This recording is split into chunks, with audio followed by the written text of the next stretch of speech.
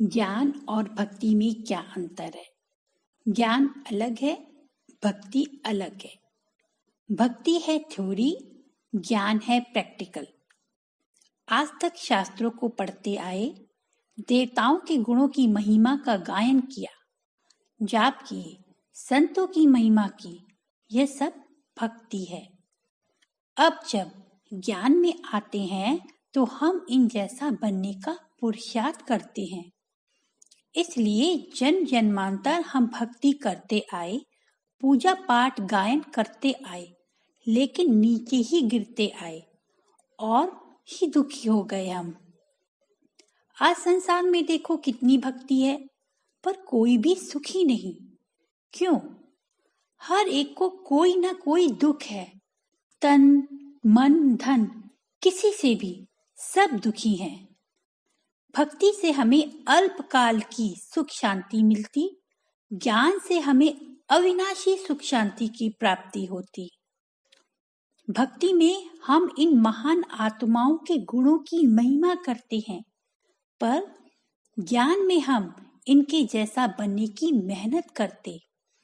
इसलिए भक्ति से ज्यादा ज्ञान टफ है, उसमें मेहनत है।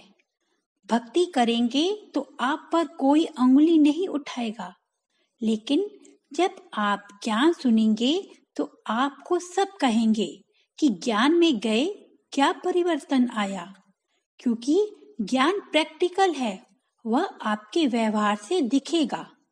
भक्ति थ्योरी है, वह दिखेगी नहीं।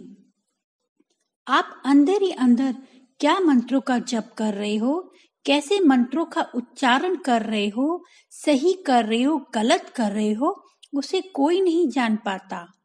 पर ज्ञान आपकी प्रैक्टिकल लाइफ से पता चलता है।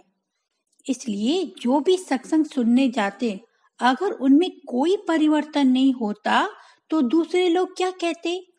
ऐसे ज्ञान से तो हम ऐसे ही सही हैं। सही भी है।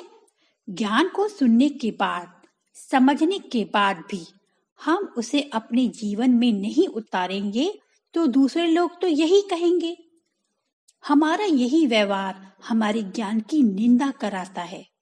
साथ ही हमारे व्यवहार के कारण जो इस ज्ञान में नहीं आते, उसका बोझा भी हमारे ऊपर ही पड़ेगा।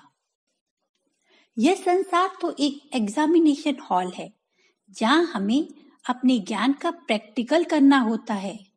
इसलिए जो ज्ञान नहीं सुनते वो ही हमारे एग्जामिनर हैं।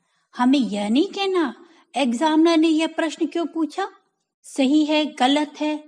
नहीं, पढ़ हम रहे हैं तो एग्जाम भी हम देंगे ना। ये अलग बात है कि हर एक को 100 में से 100 नहीं मिलेगा। कोई 80, कोई 70, कोई 50, कोई 1, कोई 0 नंबर भी लाएगा। इसलिए हमें उनसे कभी शिकायत व नाराजगी ना हो, केवल उनके प्रति तो शुभ भावना हो। पर हम कम से कम पढ़कर एग्जाम तो दे रहे हैं ना, डिग्री तो ले रहे हैं ना, हिम्मत तो रख रहे हैं ना स्वयं को बदलने की। धीरे धीरे हमारे संस्कारों में परिवर्तन आया भी है और आएगा भी। ज्ञान व सत्संग कभी बुरा नहीं होता, यह तो पढ़ने वाले के ऊपर है, उसने कितना अपने जीवन में उतारा व पढ़ा। कम से कम ज्ञान सुनकर स्वयं को परिवर्तन करने का अभ्यास तो कर रहे, डर तो नहीं रहे। भक्ति करना माना गुणों का गुणगान करना, ज्ञान माना उन गुणों को अपने जीवन में उतारना।